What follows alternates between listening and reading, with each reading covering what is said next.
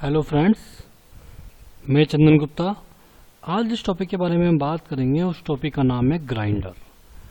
तो आप इमेज में देख पा रहे होंगे कि ये ग्राइंडर का फिगर हम आपको दिखा रहे हैं।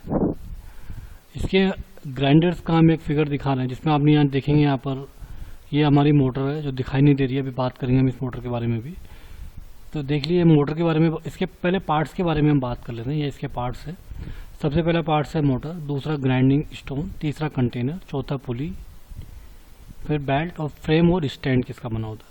सबसे पहले इस ग्राइंडर की अगर हम बात करें तो इस ग्राइंडर में जो पार्ट हमें दिख रहे हैं, सबसे पहले तो 3 पिन प्लग दिख रहा है जिससे हम मोटर को चलाएंगे। ये मोटर की शाफ्ट, ये पुली दिखी, ये हमारे को पुली नजर आ रही है। ये हमारा एक स्टेनलेस स्टील का ड्रम है जिसके अंदर हम जो भी अनाज रखना होगा, जिसको हमको पीसना होगा, उसका हम इस्तेमाल करेंगे। ये हमारा ग्राइंड स्टोन है और ये बेरिंग्स है और ये एडजस्टेबल ड्राइव जो आगे पीछे कर सकते हैं इसको। ये वर्टिकल स्टैंड है और ये चैन है और ये ग्राइंड स्टोन स्टैंड है। ठीक है, ये तो हमारे इसके इस फिगर में दिखने वाले पार्ट्स होते हैं। उसके बाद अगर हम बात करें जो ग्राइंडर होता है, वर्तमान में अनाज को पीसने हेतु घर में ही ग्राइंडर का उपयोग किया जाता है और इसमें निम्न प्रकार के ग्राइंडर होते हैं। पत्थर के घूमने के प्रकार का होता है, पात्र घूमने के प्रकार का होता है, झकने वाले प्रकार का होता है, पात्र घूमने वाला और प्रेशर टाइप का प्रकार होता है। तो घर जो हम ग्राइंडर इस्तेमाल करते हैं नॉर्मली इस तरह का ग्राइंडर इस्तेमाल करते हैं जिसमें पत्थर भी होता है। पहले इस ग्राइंडर को चलाने के लिए साइकिल का भी इस्तेमाल किया जाता है, बैलगाड़ियों का इस्तेमाल किया जाता है, लेकिन अब इस ग्राइंडर को चलाने के लिए मोटर का इस्तेमाल किया जाता है। तो यहाँ पर एक ये मोटर लिखी है जो इस प्लेट के नीचे जो हमें दिखाई नहीं दे रही है। तो हम पहले इस मोटर के बारे में बात कर लेते हैं। तो देखिए ये मोटर कुछ इस तरह की होती है। अगर हम इस मोटर के बारे में बात करें तो ये मोटर इस तरह की मोटर होती है। ये वो मोटर है, ये कैपेसिटर स्टार्ट मोटर। तो अगर हम इस मोटर की बात करें तो ये कैपेसिटर स्टार्ट इंडक्शन मोटर का उपयोग होता है। इसमें 2 वाइंडिंग होती है। मोटर की स्टार्टिंग के समय दोनों वाइंडिंग सक्रिय होती है। जैसे ही 70 to 80% की गति स्पीड ले लेती है तो स्टार्टिंग वाइंडिंग कट ऑफ हो जाती है। इसके लिए कट ऑफ के लिए इसमें सेंट्रीफ्यूगल स्विच लगा हुआ होता है जो स्टार्टिंग वाइंडिंग को सर्किट से अलग करता है। इसके बाद मोटर रनिंग वाइंडिंग में ही चलती है। तो ये तो हो गया हमारा मोटर, क्या कैपेसिटर रन और कैपेसिटर स्टार्ट और रन मोटर हो गया। तब देखो अगर इसका हम सर्किट की अगर हम बात करें तो ये इसका सर्किट है जिसमें आपको दिख रहा होगा कि ये सब सप्लाई वोल्टेज है। यहाँ पर रनिंग इसकी वाइंडिंग है, ये इसकी स्टार्ट वाइंडिंग है Z1 Z2 और ये कैपेसिटर लगा हुआ, ये सेंट्रीफ्यूगल स्विच लगा हुआ। अब देखते हैं कि इसमें क्या होता है कि इसमें कैपेसिटर स्टार्ट मोटर होती है। ये मोटर का सामान्यतः उपयोग किया जाता है। इसमें 2 वाइंडिंग्स होती है। जो मेन वाइंडिंग्स होती है वो U1 U2 होती है, जहाँ रन लिखा हुआ है, और जो सहायक वाइंडिंग होती है वो Z1 Z2 होती है।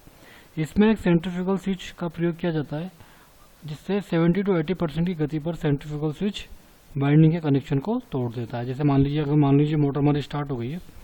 मोटर स्टार्ट होने के बाद क्या होगा, ये स्विच को क्या ओपन कर दिया जाएगा। जैसे ये स्विच ओपन होगा तो हमारी स्टार्टिंग वाइंडिंग क्या हो जाएगी, सर्किट से अलग हो जाएगी। जैसा कि आप सभी लोगों को पता है कि जो सिंगल फेज की स्टार्टिंग मोटर होती है वो सेल्फ स्टार्ट नहीं होती है। उसके साथ एक मेन वाइंडिंग के साथ एक ऑक्सिलरी या स्टार्टिंग वाइंडिंग सेंट्रीफ्यूगल स्विच के साथ लगाई जाती है जो उस मोटर को स्टार्ट करने के लिए सहायक होती है।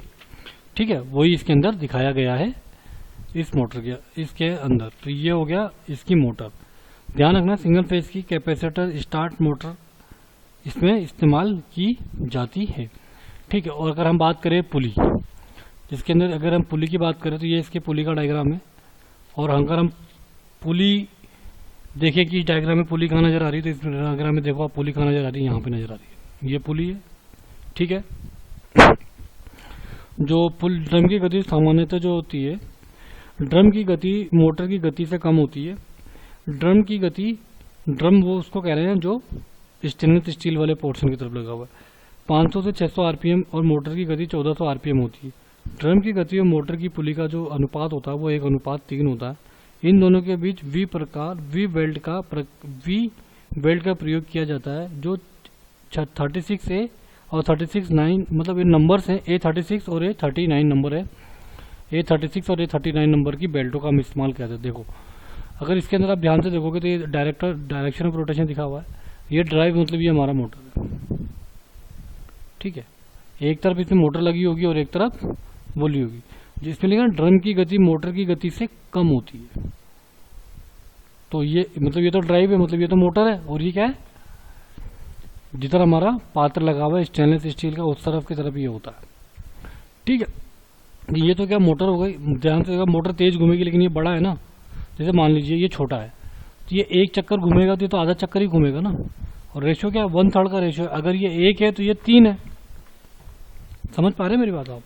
ये 1 है, मान लीजिए इसका व्यास 1 है, तो इसका व्यास कितना है, 3 है। और इसकी जो परिधि होती है वो क्या होती है, 2πr। 2πr ही तो होती है। अब 3 गुना करोगे तो ये कितना हो जाएगा, 3 से मल्टीप्लाई कर दो 2πr को। ठीक है, तो ये तेज घूमेगी और ये कम घूमेगी, और 1/3 का रेशो होता है। अगर हम इस फिगर की बात करें तो ये मोटर, ये देखो ये छोटा दिख रहा है ना, ये बड़ा दिख रहा है।